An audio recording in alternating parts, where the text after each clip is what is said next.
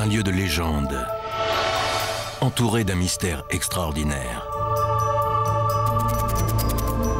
Une terre où s'élevaient des villes étincelantes, croulant sous l'or et l'argent, et dont le peuple remarquable avait cartographié le ciel et sillonné les mers.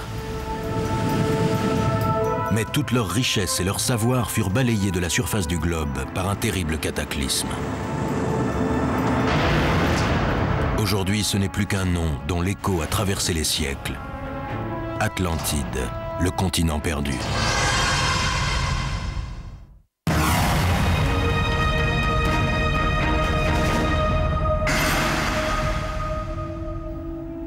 De tout temps, la légende de l'Atlantide a inspiré l'imagination des artistes et des explorateurs, altérant la frontière entre fiction et réalité. Le désir de retrouver l'île mythique et son antique savoir a suscité d'innombrables expéditions. Aujourd'hui, la chasse s'intensifie. Grâce aux dernières technologies et aux fouilles les plus récentes, les archéologues pensent toucher enfin au but. Partout dans le monde, une nouvelle génération de chercheurs se passionne pour ce qui sera peut-être la découverte suprême. Mais les grandes quêtes sont toujours une épreuve de vitesse. Nous avons suivi 3 équipes qui se déploient simultanément aux 4 coins du globe pour savoir à qui reviendra le fabuleux trophée qui a déjà échappé à tant d'autres.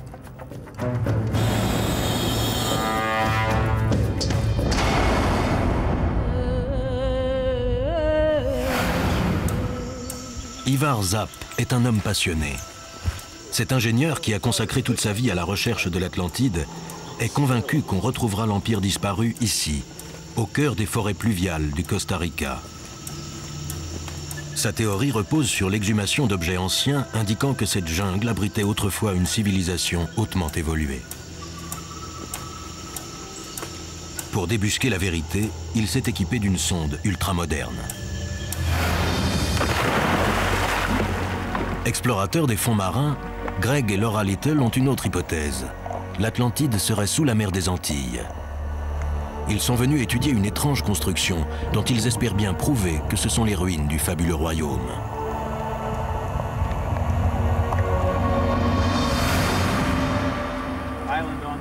Ce n'est pas l'avis de Simon Cox, archéologue indépendant, ni de son collègue Tom Martin, spécialiste de la Grèce antique. Ils entendent démontrer qu'ils ont résolu l'énigme millénaire. Cox est un aventurier, il a passé sa vie à pénétrer les secrets des pyramides. Quant à Tom Martin, il a consacré sa carrière à l'étude du monde ancien où nous les rejoignons. Les 2 hommes commencent par enquêter à Athènes, berceau du mystère de l'Atlantide. C'est ici que le mythe est né, il y a 3000 ans. C'est le site de la célèbre Académie de Platon. Je suis content que tu aies choisi cet endroit.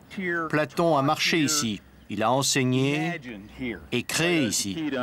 Il est la clé du mystère de l'Atlantide. Avec en plus ta connaissance de l'Égypte, on devrait arriver à quelque chose. Mais pour moi, Platon est la clé. Le seul texte sur l'Atlantide nous vient de Platon. Ce philosophe grec, entièrement dévoué à la recherche de la vérité, fut sans doute le plus grand sage de tous les temps. L'histoire lui aurait été contée par son oncle Solon, qui la tenait lui-même d'un prêtre égyptien. Son récit est émaillé d'indices sur l'emplacement du monde perdu. Mais comme dans toute véritable énigme, et celle-ci garde jalousement son secret depuis 3000 ans, les indices sont imagés et obscurs. Chacun les interprète à sa manière. Platon situe l'Atlantide très loin de la Grèce, dans un océan au-delà des colonnes d'Hercule, que l'on connaît aujourd'hui sous le nom de détroit de Gibraltar. C'est à peu près la seule précision géographique que donne l'auteur. Mais la légende parle d'une île gigantesque, plus grande que la Libye et l'Asie réunies, d'une contrée opulente autorisant 2 récoltes par an. D'autres éléments suggèrent une civilisation sophistiquée, dominant des technologies auxquelles les peuples de l'époque ne pouvaient encore que rêver. Pour Ivar Zapp, tous ces indices désignent un seul et même endroit, le Costa Rica. Bordé de part et d'autre par l'océan, c'est un pays entouré d'eau, comme l'Atlantide du texte de Platon. De plus, les découvertes faites sur place témoignent d'une culture évoluée, aujourd'hui disparue. Le continent américain aurait-il hébergé une ancienne civilisation dont les Aztèques et les Mayas seraient les derniers représentants? Voilà plus de 20 ans que Zap tente de déchiffrer le sens des objets de la préhistoire américaine et consacre son temps à l'étude des sites archéologiques costaricains. Il veut prouver que l'Amérique dite précolombienne était beaucoup plus avancée qu'on ne l'admet en général. Ces vestiges sont les traces d'une période de développement oubliée. Ces pièces indiquent une civilisation très évoluée, pas une culture primitive. Doté d'une âme de missionnaire, Zap s'efforce de convertir à sa cause tous ceux qui s'intéressent à l'Atlantide. Il veut que le monde entier connaisse ses théories. Ce jour-là, il emmène un journaliste freelance voir une des découvertes les plus mystérieuses de cette quête moderne de l'Atlantide. Des mégalithes dont l'existence insolite pourrait modifier radicalement notre conception de l'histoire. Depuis 20 ans, il a fait ce pèlerinage un nombre incalculable de fois pour étudier et décrire les étranges monuments qui ont inspiré le projet de sa vie. Il y voit l'empreinte d'un peuple singulièrement évolué, beaucoup plus ancien que les Égyptiens. Le paysage est grandiose.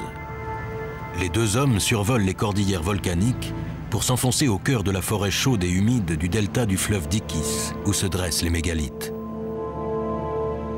Ils n'ont jamais été montrés aux conquistadors. Ils sont restés là pendant des siècles. Et puis, en 1936, la jungle a été rasée pour les plantations de bananes de la United Fruit Company.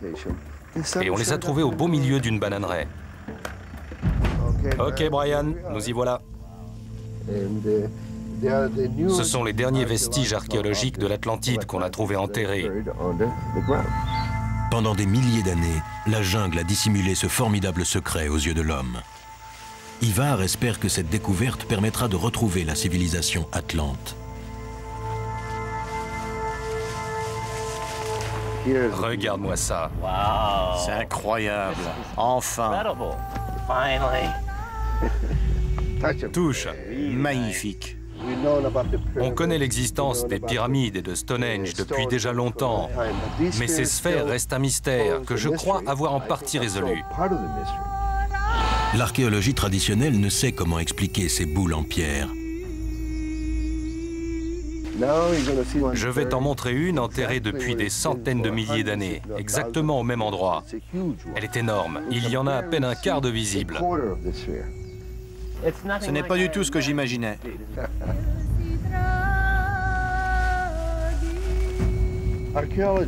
Les archéologues qui ont exploré ce site ont découvert 500 sphères. Et on ne sait pas combien il y en a dessous. Beaucoup sont encore enterrés. Si on compare l'emplacement de celle-ci et l'emplacement de celle-là, quel est le lien? En se positionnant derrière la première sphère et en regardant vers l'autre, pendant une nuit bien précise de l'année, on verra une étoile s'aligner dans le prolongement. Un navigateur ou un astronome te diront qu'il faut alors suivre cette étoile pour atteindre une destination donnée.